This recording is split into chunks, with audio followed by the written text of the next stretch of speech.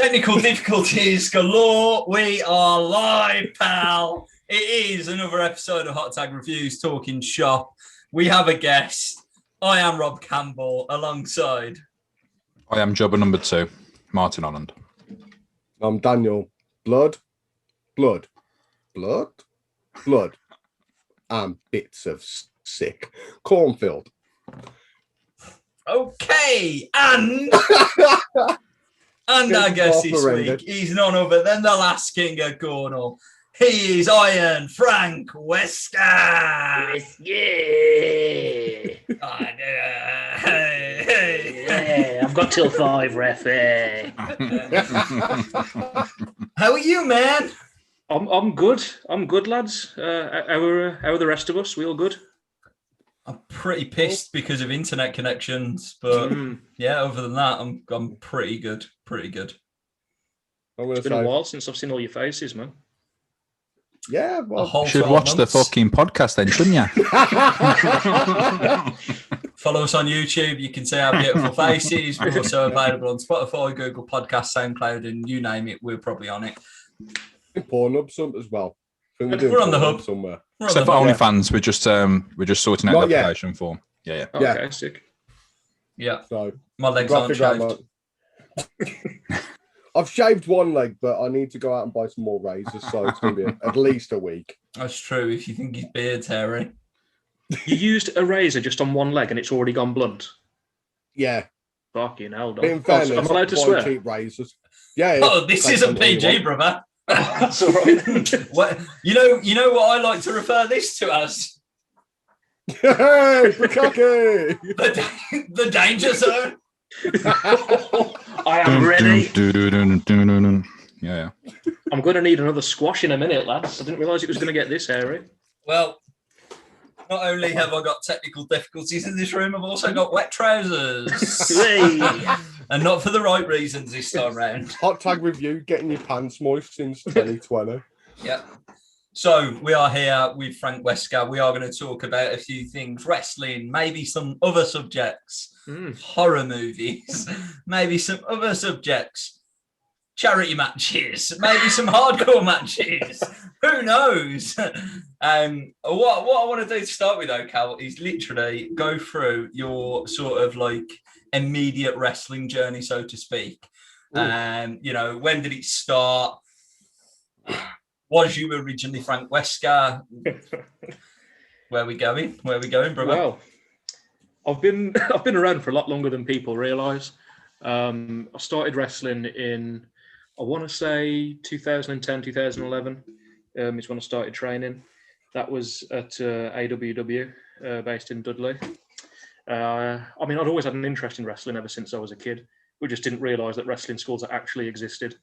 And it wasn't until I heard of AWW, I thought, oh, okay, we'll go down and we'll give it a shot. Spent many, many years there as the one and only 50 Cal, which is perhaps the worst gimmick name that I've ever heard in my life. But I will say I didn't choose that name myself. Like, people at training just started referring to me as 50 Cal or 50 Caliber. And then there was like, there you go, there's your gimmick. I was like, oh, I don't want it, but just kind of stuck with it. And, I had some good times at AWW. I was there for about 5 years, I want to say. I had some good times there.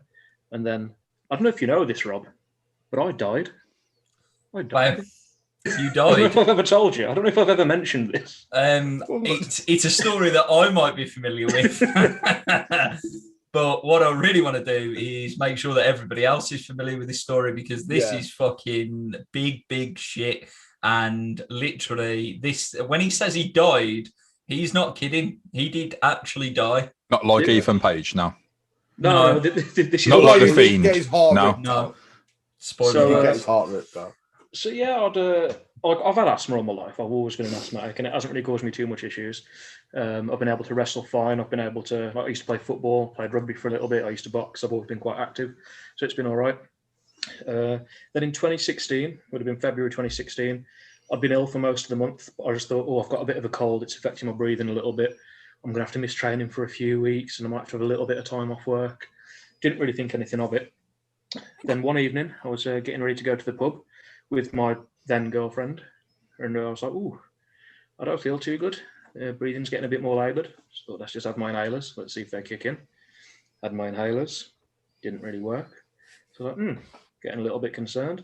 So I said to my girlfriend at the time, I was like, do you reckon you can take me to hospital because things ain't looking too good? She was like, oh, for fuck's sake, weren't you going to the pub? But yes, I'll take you. I was like, okay. She was like getting ready, getting her shoes on. And I was like, you know what? Forget that. I think I'm about to die. Can you please call an ambulance? And she was like, yeah, all right then. Called an ambulance. To be fair to them, they were there, I want to say less than 2 minutes. Paramedics turned up and they put a nebulizer on me and they says, there you go, your breathing should get a little bit better now. Can you breathe? And I was like, no, I can't breathe at all. And I just literally, I no matter what I did, I could not breathe. And I remember asking the paramedic, I said, am I going to die? And he just shrugged his shoulders at me. He couldn't tell me if I was going to live or not. And I thought, oh, piss, I think I'm going to die. And I did. Both my lungs had collapsed. So first they just both filled with carbon dioxide. So I was just drowning on dry land. Both my lungs collapsed. And then I was dead. In the ambulance, they managed to resuscitate me. But then when I came back, I can't remember any of this, but I believe I went into cardiac arrest. Then ended up dying again, which was a bit of a pisser. But they managed to bring me back again. Took me to New Cross Hospital in Wolverhampton, where I was immediately taken to ICU, put into an induced coma, called all my family, and they were like, look, he's not going to be able to survive this. Your son's gone, your brother's gone, your grandson's gone. So obviously my family were in bits. Then the doctors came back like, okay, he might survive, but he'll be in this coma for a few weeks. And when he comes to, he might not be the same person. He could be, he could have suffered a lot of brain damage. So again, they were like, oh shit. 2 minutes later, I started waking up from the coma and they were like, this shouldn't happen. I was like, yeah, but I'm from Gornal, I'm really hard. So I was trying to take the life support out. I was like, what the fuck's going on? I had cannulas in my neck and my feet and my hands and my arms. I was like, what's happening? Like, Cal, you died? I was like, no, I didn't. I'll be all right. I need to get to work. I'm going to be late for work. But I did. They kept me in ICU for a while before eventually putting me onto a ward.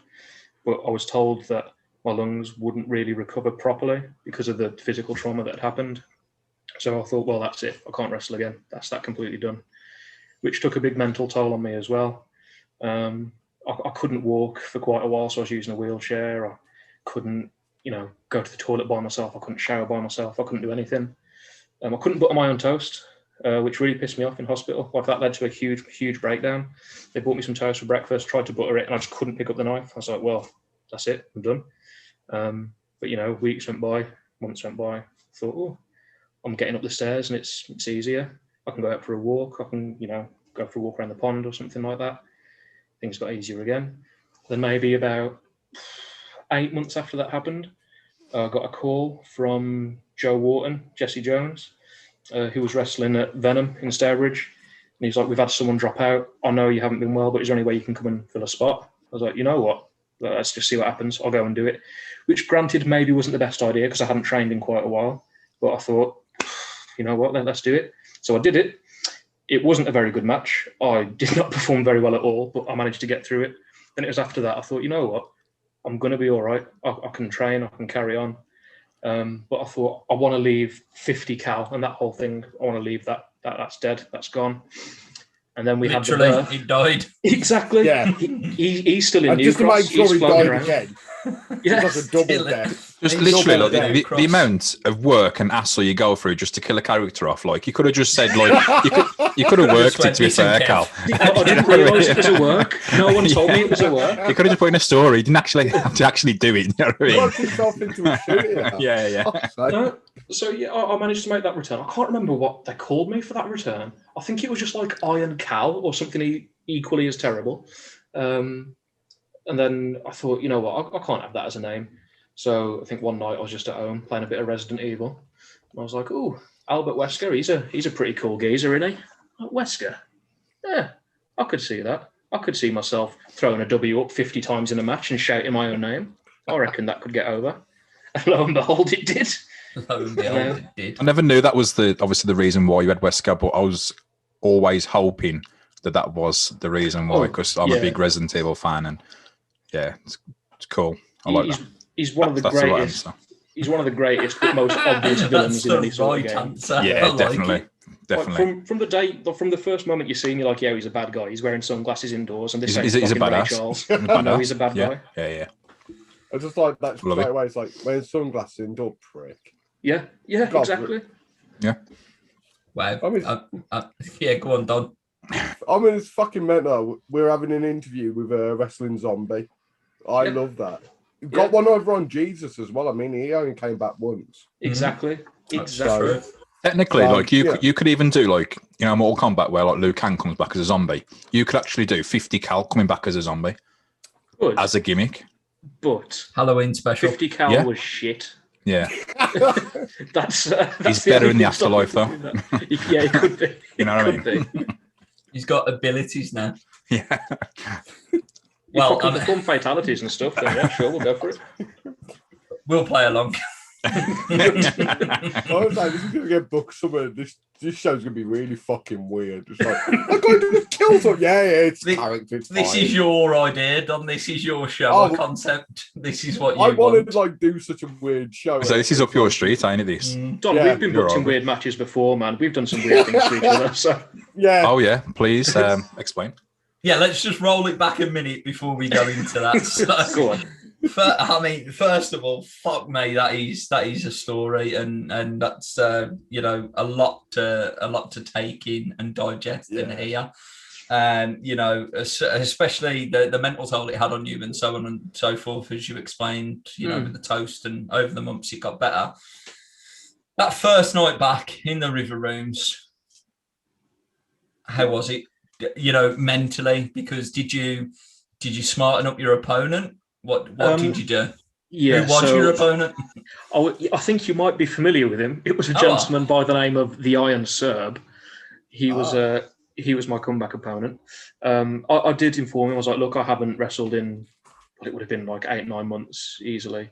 And I explained what happened. So I was like, don't expect to have some 5-star match where we're doing thousands of high spots, which I don't think me and Serb would do anyway. Not going to lie, I don't think that's a kind of match that we would try and put on. That's a shame. If only you hadn't had them health problems, I'd love to see Serb doing them 5-star.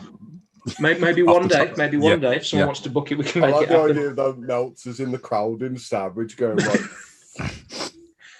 fucking 5, fuck Omega. If Meltzer was there, he'd have left disappointed. That's all I'm saying. And that's not a reflection right there. It's not a reflection of Serb. It was a reflection of me. I wasn't. Get that idea down, Mart. But I explained to Bouncer as well. I was like, "Look, this is the situation," and he understood completely. He's a tenner for your trouble.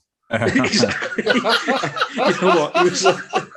He was good enough to have me back, so I was like, I can do better than this. I can give you more, and he believed me, and he brought me back. Was you in your own head though? Was you doubting yourself? Because if you took a bad move in a match, you're always a bit more. If you took a bad DDT or a bad suplex, you're always a bit cautious. Then, you mean your own head? Then, aren't you? You can do it, or you can take it. It's just a bit like. I think the hardest thing, Mart, is walking through the curtain after an absence. Yeah, so and that's what I mean. And just a normal absence. I had that for a 2 to 3 month period. And that was because of a fucking leg and a back injury. Yeah. I can't imagine Wesker That's what I mean. and what he went through That's what I mean. night. Yeah. It was difficult, but I think it's one of them that before I went out of the curtain, I was absolutely bricking it. It's like, can I still do this? Am I going to let everyone down?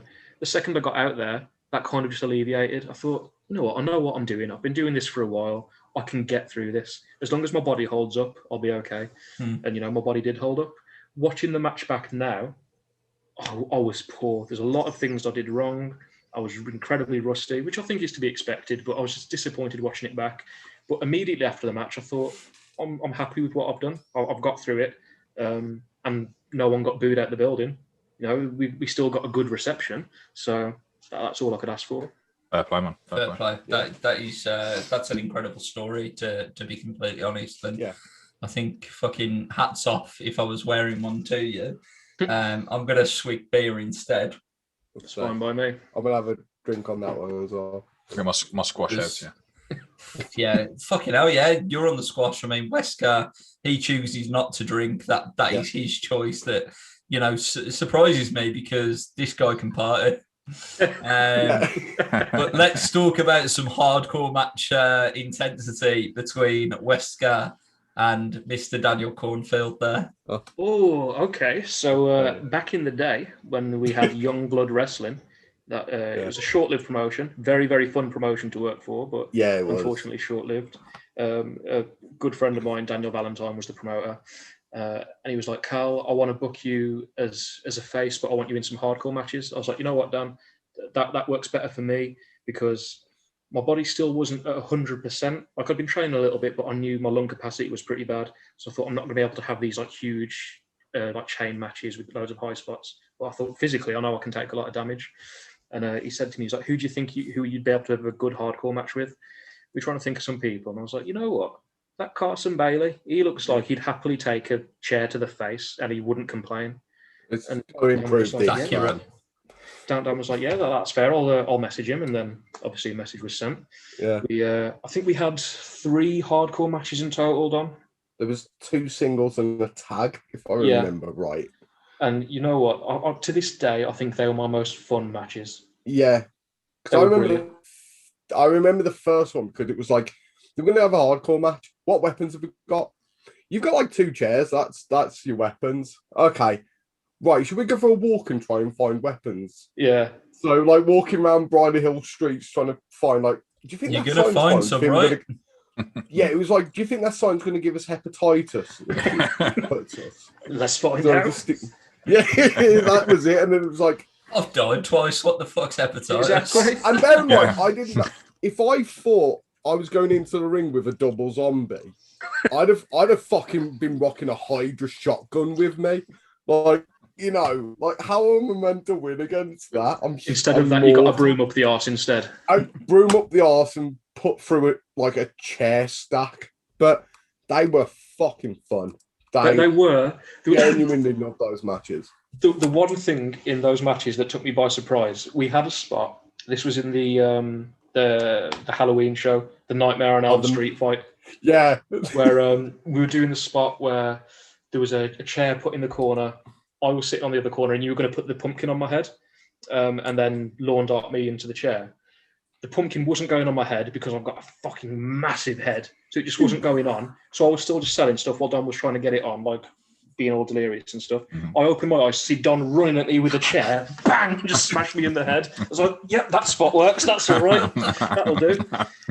But you know what? It worked. It was fun and it was safe. It was safe. The mindset of like, I can't get this pumpkin, this like thing that can smash it up like really easily. I can't get that on his head. Well, I'll smash him over the head with this fucking chair.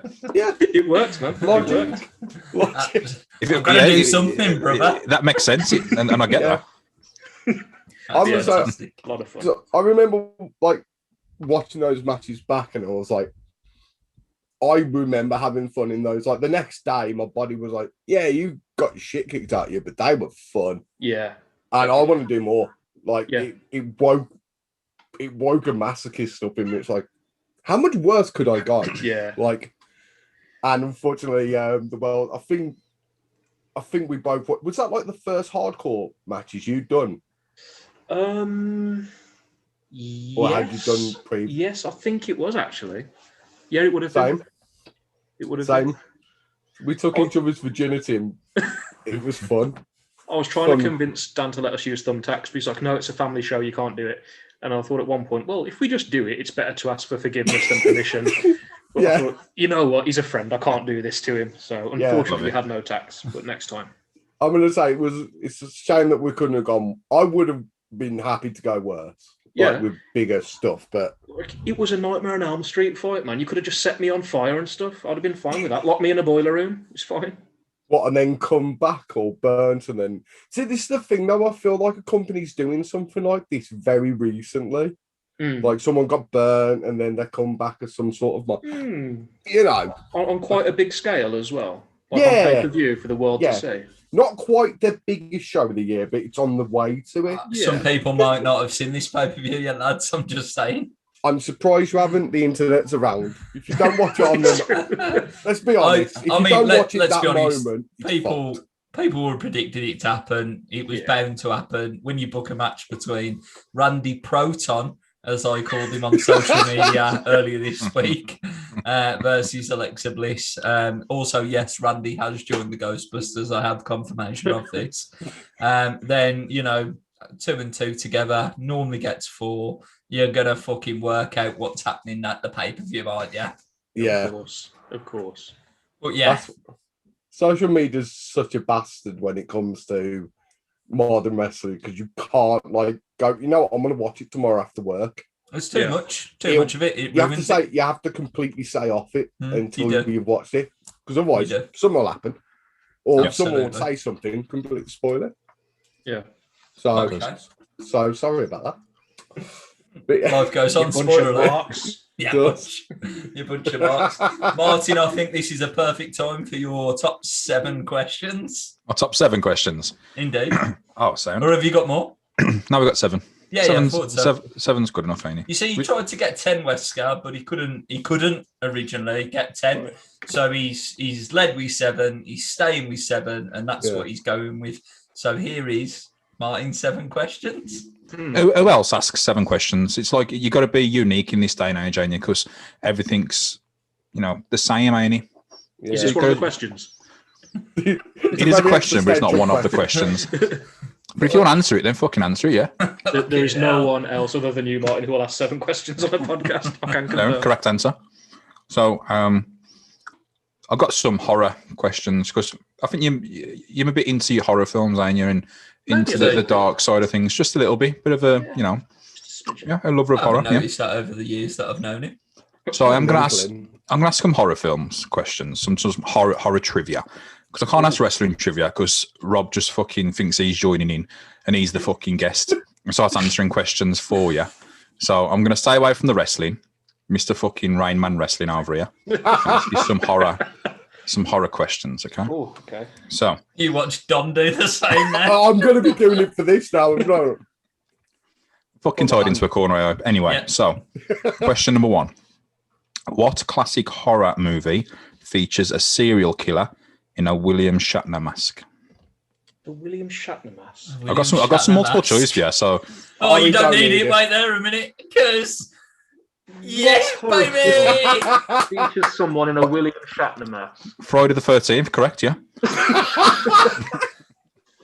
Michael, it's okay, mate. It's all right, Michael. Honestly, I promise. The classic 1978 John Carpenter masterpiece of Halloween. Yeah, that is correct. So it's Halloween. Number 2, in which horror movie does a protagonist write a book that contains only the line, all work and no play makes Jack a dull boy, repeated over and over and over? Would that be the same film where a little boy has some sort of telepathic ability and starts writing that? Did you know that was James Holliday's 11th favourite horror movie? I did not. Really? The answer would be The Shining. The writer's block, yeah. That's from Ready Player One, just in case you didn't know where that was from. Okay. Question number 3. What classic horror movie was originally titled The Babysitter Murders? The answer to that would also be Halloween. Fuck you, no, you're good at you. I fucking know these, mate. Okay. Question number 4. How many people... When did Ahmed Johnson... Oh, Ahmed Johnson accepted my friend request on Facebook yesterday. Oh, so happy. Did he really? Yeah. Right, can you do us a favour and talk to him, see if he'll do a podcast for us? Yeah. I was going to say, Mark, do a half an hour shooting. Do you want him to say, call him everything under the sun? Oh, God. I can't even breathe. You came up on my people you may know. I thought it's rude not to. Possibility of Ahmed Johnson sitting in a fucking Zoom call with us and you losing your shit over 4 knee pads. He's just a silly fucker, are you, really? But let's not get into that. Question 4. Question number 4. How many people associated with The Exorcist died during production? Oh, okay. Oh, I've got you now.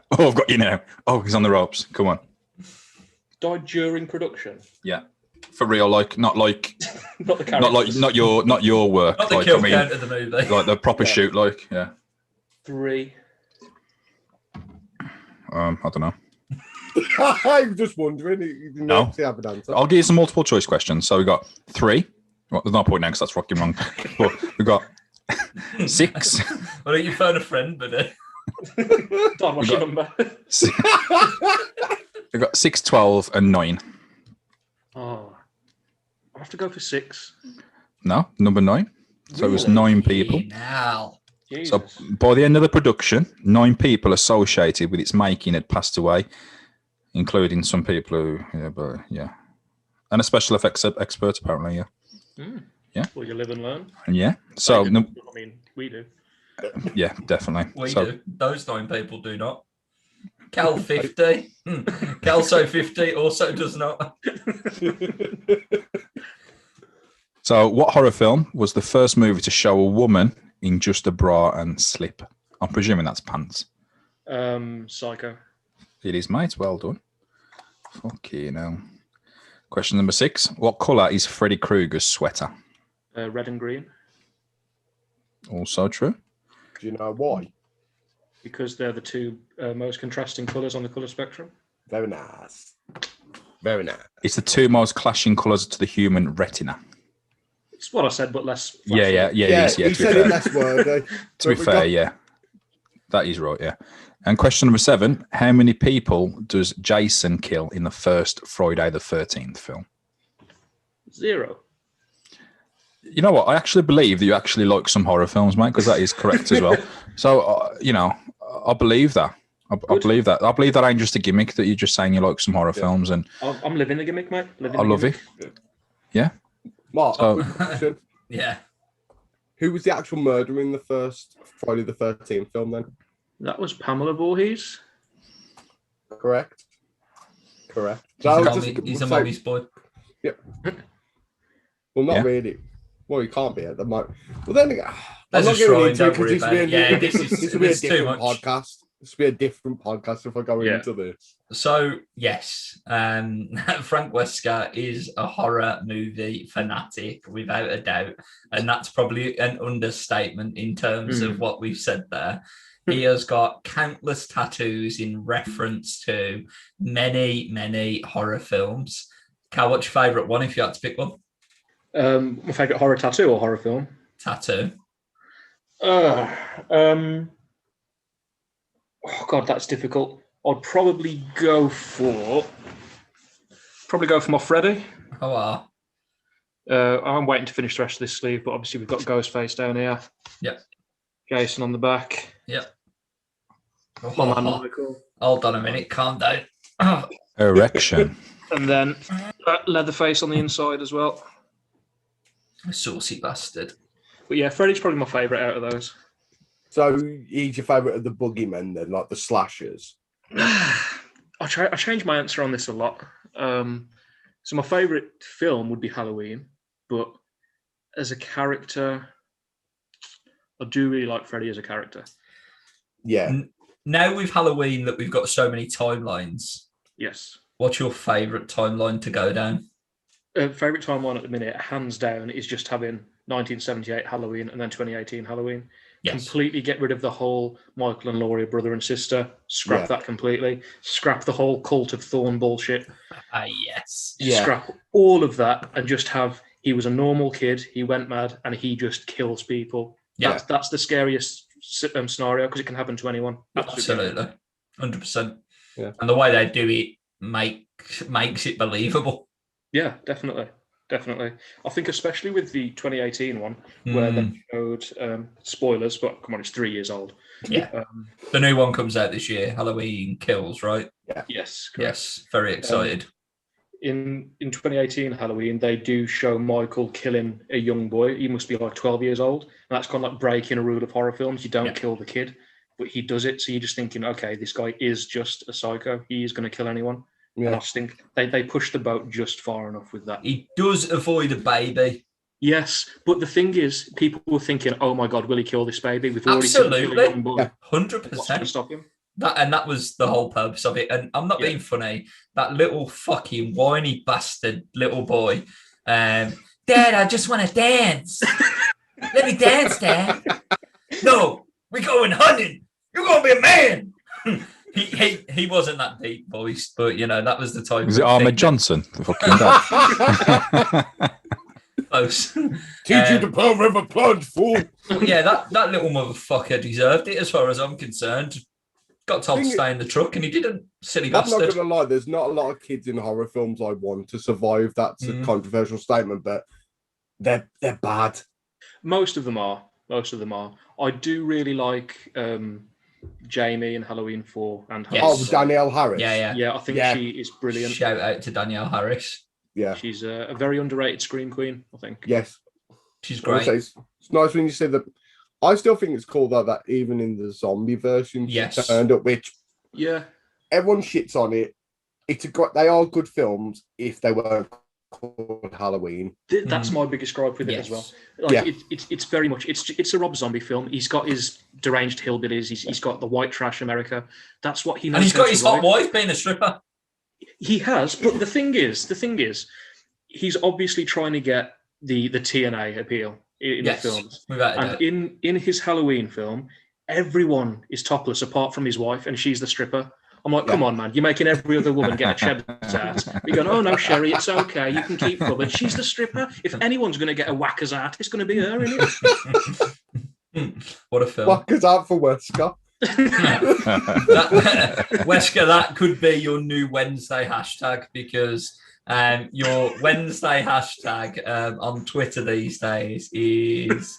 what is it? What is it? It's, instead of Women's Crush Wednesday, it's Wesker Crush Wednesday. That's right, yeah? It is Wesker Crush Wednesday, just with little snippets from matches. Absolutely. And I mean, I get an erection most times I go on Twitter and see that hashtag, so it's working for me. You featured in a few Wesker Crush Wednesdays. So. Oh, mate, I need to get on Twitter more and retweet this shit. As social as I may come across to the world at times, believe it or not, I'm not that social. Yeah, I ain't even got Twitter.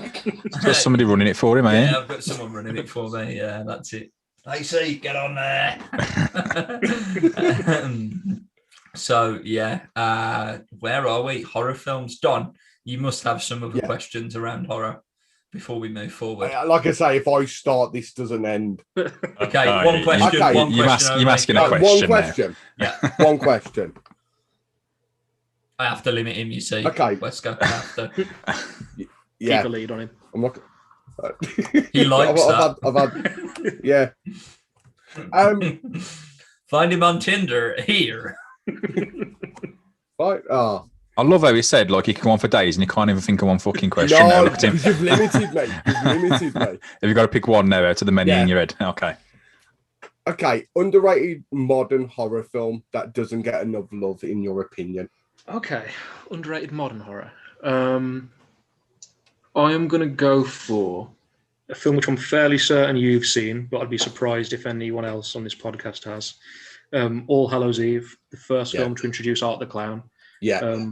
Art the Clown became most famous from Terrifier. Yeah. But All Hallows Eve, it's a series of 3 short films, all intertwined with one like overarching character. This guy called Art the Clown, and he's a creepy guy. Yeah. He's incredibly creepy. I've only seen him on Kill Count. Shout out to James Agenese. Love your shit.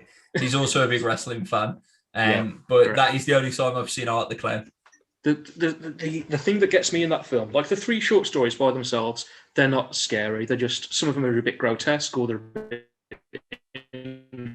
interesting.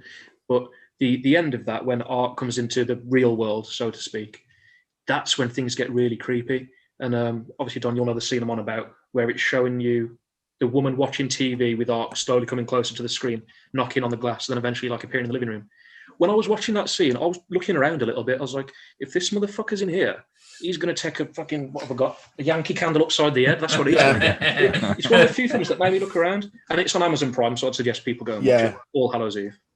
It is a brilliant film. And I mean, there's something so odd about his movement. Yeah. And I think that's what I think he is some sort of trained dancer, the guy that plays him. So I tell you what it reminds me of. It's like a horror version of the child catcher from Chitty Chitty Bang Bang. Yeah. Because it was a similar thing. It was a dance they got in so he could do a sort of unnatural motion in walk and movement. Yeah.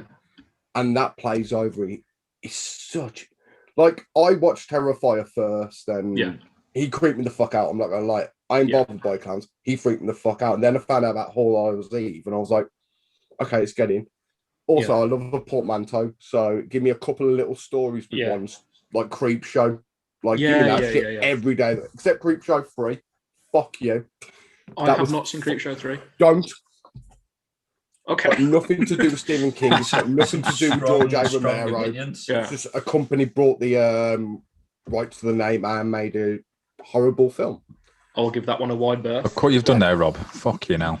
So, I really could talk about this show. That's all he's got to say about that. That's all he has got to say about that, and that's fucking it. But yeah, so back to a bit of wrestling, and we like to know sort of, you know, what's your first ever event or your first ever memory with wrestling. We caught up earlier in the week and just confirmed that it was based on the t-shirt that you're wearing, which is great. The Royal Rumble 2000, which is definitely our most popular event so far. You know, for Martin and for Don, really, their first exposure to World Wrestling Federation because of the Channel 4 link at the time. Might have been the same for yourself. Yeah, it was, yeah. I mean, got to keep in mind, I was born in 93, so Royal Rumble 2000 would have been like the perfect age for me to properly watch a pay-per-view, which my granddad recorded from Channel 4. Class. Brought the video to me the next day. Yeah. And to this day, if I What a watch... guy. What a guy, your granddad. Yeah. If I watch Royal Rumble 2000 on the network, it confuses me when I don't see the ad breaks. I still know where they all are. When The Rock's cutting his promo and he says, "You Big Show and The Rock," I'm expecting it to just cut to an advert. It me out. Channel 4 fucked up that night, didn't they? They did. Well, they did, pal. You know they helped my love of wrestling blossom. I was always interested before that, but that was my first pay-per-view as a whole. Yeah. Fantastic. And in fairness, I mean, we've covered it, like we've done a show review of it, and fuck me, it still holds up. I think. Oh God, yeah. Oh, absolutely. You know, in case you forgot, it includes The Rock doing the job for the Big Show in the Royal Rumble. It includes Cactus Jack and Triple H stealing the show in Madison Square Garden in an absolute fantastic encounter for the World Wrestling Federation Championship. By God, it's Taz! Makes his debut. And no, Terry! Check it out in the archives where we do cover it, or go and watch it on the WWE Network, whatever you want to do. What a fantastic event. So, in saying that then, who is your favourite wrestler of all time then, Mr. Wesker? My favourite wrestler of all time? Well, it would have to be the man they call Vader. I just think Big Van Vader, he's easily the greatest big man, or the greatest super heavyweight of all time. But if you watch his WCW run and his run in Japan, you can see he was Brock Lesnar before Brock Lesnar existed. Yeah. He was just this unstoppable monster who you actually believed was going to kill someone in the ring. And, you know, like I was saying before we started this podcast, and I don't know if you were here, Rob, but I was saying to Don that, like, I've got a new mask and new gear, and, you know, I'm trying to work on a few different things. And I mean, I've seen those things, and you know, you're putting on some shape, shall we say?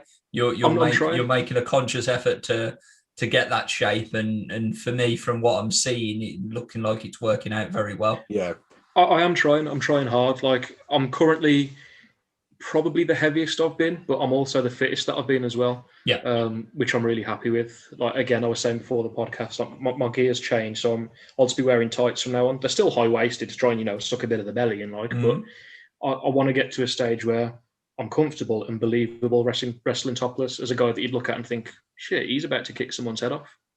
Well, yeah, I mean, people do that with you in general, as far as I'm concerned. You know, let's just go into it. So, you know, fucking Betray 2.0 at FCW, you know, you're in there with with Grayson, Mitch, MJ Grayson, who we interviewed recently a couple of episodes ago, and there was a reason. So when the storyline was coming up, and, you know, me and Don were going our separate ways, and I needed henchmen rather than him. Obviously, we portrayed it in a very different way in terms of how you were brought in. But I had the creative freedom of being able to hand pick the people that I wanted in that group.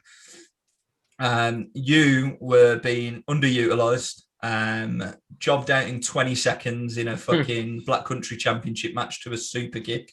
And no disrespect to Joey Sanchez, who delivered that super kick. You had a job to do that night, but you were a lot fucking better than that. You know, I wanted to get the best out of you.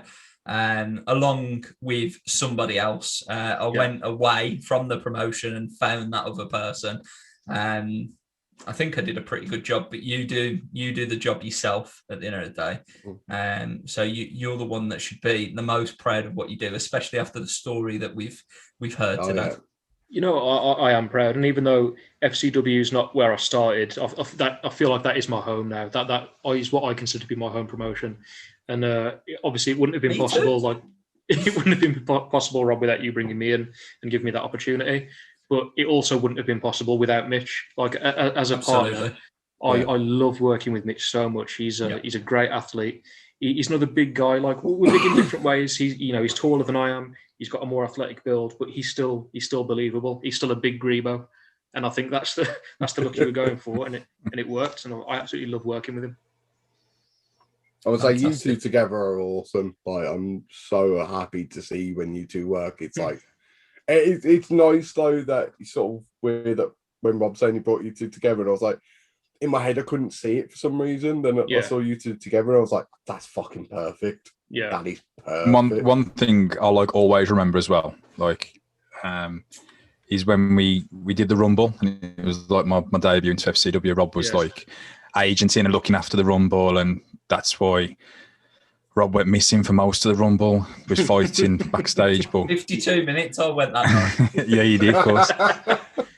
But I had an idea of like, I recently on that year, I helped Tajiri do some like missed job with some condoms. So I went straight down to Asda and brought some condoms. Nearly had a fucking You're too old for these, ain't you, buddy? Yeah, I nearly had a latex fit because I was practicing spitting mist with condoms in my mouth in the kitchen, and fucking latex was going all down my throat, and my throat was closing up, and I was taking fucking painkillers. Fucking hell. But I remember like putting this over to Rob, and I was like, "This is what I was thinking of." It's just like, you know, you're gonna have the Brothers of Chaos, you know, 2-on-1, you know, towards the end of the Rumble. I can't just beat them both up because that's not believable. Two big guys, so I've got to take one out, you know, underhandedly, and then we'll fight the other one. So I said, "Oh, well, I want to like spray mist in one person's eye, and then like it'll look believable then, because it'll be more 1-on-1, because then we'll be out of the way." And then Rob was like, "Yeah, okay, speak to the guys then, and just see what the crack is like, because you had to get some stuff done and you was busy." So I went up to, like, I don't know if you remember, I went up to you and Mitch, and I was like, "Well, this is the idea. Basically, I want to spit it," and I didn't even finish my sentence. "I need to spit mist in somebody's eye," and Carl went, "Yeah, I'll do it." like straight. I didn't even finish my sentence, what I was going to say, and like I'll always remember that, because I was like, fucking class that is. Like, it's not, you know, it's not always about, you know. The thing with mist as well, like it's not something you see in every day on every show. That it's a spectacle. People are going to remember that spot. Yeah. If I can help that spot in any way, I'm all over that. If it's making the product as a whole be more memorable. Absolutely. Well, I was continuing to like go forward with that, but fucking COVID and fucking, I don't think that's going to be. I don't think that's going to be a maneuver anymore. That's going to happen. Don't worry, I've been vaccinated. So. It's all right. You can do whatever you want on me. Okay, sound. I like the idea of the spot though. You go through. So, mate, have you been vaccinated? That's a spot that's got to show your vaccine card, like, and then you get your mark. Oh no! I will just touch on an experience that I've had with Wesker in the ring before we move on to like a final sort of question around the table. And so Wesker asked me to do a charity gimmick. But I got backstage was the back of my car. So this is the type of show that it was. It was muddy, it was wet, the ring was the baggerage ring, so it was holding up by, you know, toothpicks. And we were the main event out of like 3 matches that went on. And because I was booking it. So. Yeah, you were booking it at the end of the day, exactly. I remember that, Jesse Jones had turned up. You mentioned him earlier, and he just went, "Oh, can I ref this one?" and we were like, "Yeah, fuck it, crack on, like, let's just get involved." And I'm not gonna lie, that is the closest that I've ever nearly died on a wrestling show. All for shouting Birmingham because I was in the Black Country. And yes, I'm originally from Birmingham, but I like to think of myself as an adopted Black Country boy. But because I was the heel, Wesker was the baby face. That's the good guy, just in case you don't know, folks.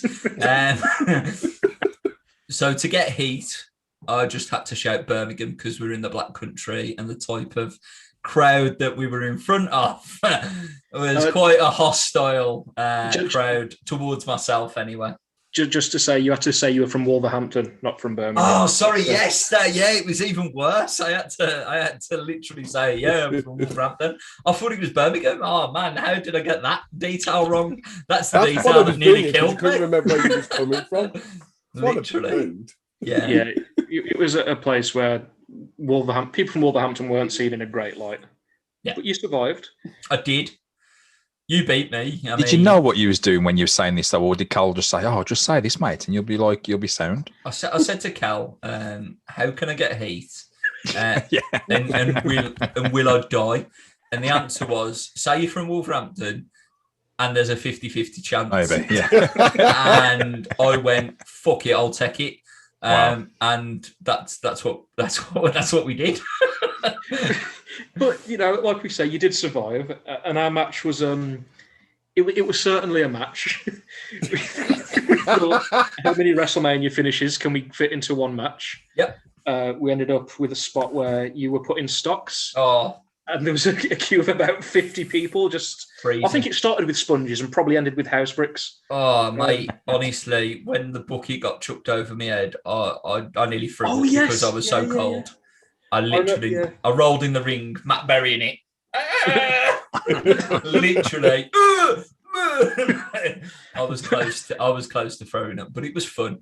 And then even Jesse managed to get a super kick on me as well, the bastard. So life goes on, doesn't it?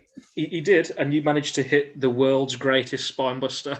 Hey, it was better than the one at River Rooms. Was it actually? Because as far as I remember, it was a little bit better. Either of them, right? But for the record, it wasn't Rob's fault. For the record, so many times. I was like, "Rob, how do you do your spine busters? Are you going to turn? Where do you want me to post? What position do you want me in?" He explained it 20, 30, 50 times. I was like, "Rob, I have got it. I'm going to be up off your shoulder. My legs around you. This is going to be huge." He's like, "Look, yes, he's even doing the movement. He's even showing you the movement of what I've taught him. Literally, this is how to do it." It comes to it. As I'm about to take the spine buster, I think, which variation does he do again? While I'm trying to decide, he's already gone to lift me. I've given him nothing, and I'm just on my back. He's turning mid-air, like, I'm like, am I even touching him here? What's going on? well, this is a move. Yeah.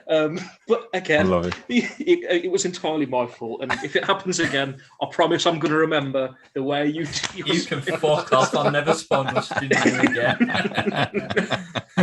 So we'll just go around the table with one more question from each of us if we've got one. So Martin, I'll start with you.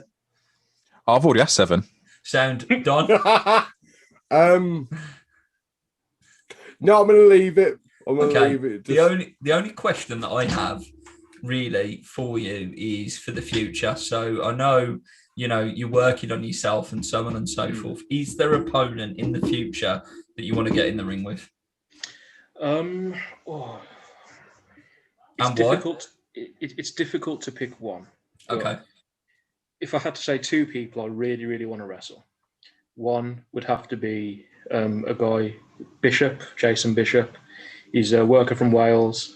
He's a very good friend of mine, and he is someone who should be main eventing everywhere. I know people always say this about their friends, but if you haven't seen him, you need to check him out. He's a legit shoot fighter. He's a big, mean dude. And he's had some great matches with Cara Noir and, people like that. So he's working at a high level. And I really feel like it'd be fun to have a tussle with him. I mean, you already do food challenges with him, right?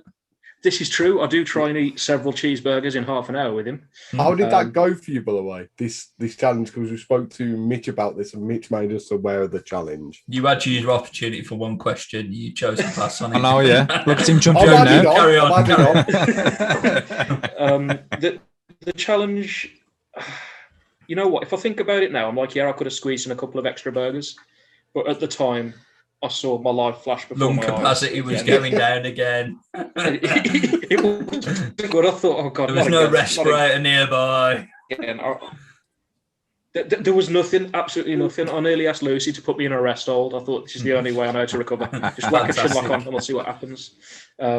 But no, I would love to work with him. And then obviously the other person I would love to eventually wrestle would be Lucia Lee. I think it'd be fun to have an intergender match, which I know some people, look down on for whatever reason. But you know what? I'm thinking if you can put me in the ring with a guy who's 5'6" and weighs 160 pounds, why is that any different to put me in the ring with a woman who's 5'6" and 160 pounds?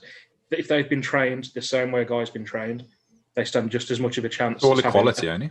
Yeah. Exactly. Rey Mysterio was in the ring with like massive heavyweights. And he wrestled like Great Khali at one point. Like, exactly. The title and stuff. Exactly. It's not your gender, it's just your size, and you can work a match around size. And this is the thing. Like I feel like me and Lucy could have a pretty fun match. I'm sure she's looking for a reason to kick me in the face and not get handcuffs on anyway. So I mean, if anyone ever wants to make that happen, make it happen. And one for the future, that's on the list. Let me just make a note of that. I'll figure out a way of getting that done. Okay, that is fantastic. And that is all we have time for on this edition of Talking Shop with Wesker. Is there anything else that you want to put over while you're here, though? If you don't already, if you can follow me on Twitter at BigDaddyW, that'd be much appreciated. I'm fairly new to Twitter, so I'm still learning about everything and trying to grow my. I was going to say my channel. It's not a channel, is it? Trying to grow my bird's nest. We'll get you in touch with our mate Conan. He'll sort it out. Yeah. Our mate Conan Hot Tag 10. He'll do the rest. Yeah, that's right. Drop him a message. Hot Tag 10. He'll give you a shout out. I'll have a word. Okay. Anything else? Instagram, Facebook? Facebook, it's only my shoot Facebook. So if you try and add me, I'm not going to accept you unless you're my friend. So fuck off. Instagram is wesker.your.alive. And also, if you want to check out TWM, the wrestling media, I've recently been writing articles for them on films. If anyone wants to go and check out that'd be much appreciated. Absolutely. Very, very talented man is Mr. Frank Wesker. That is for sure. Much appreciated, Rob. Much appreciated. I was so talented, Def couldn't take him and had 2 opportunities, had it? Yeah. Absolutely. I'm hard, I.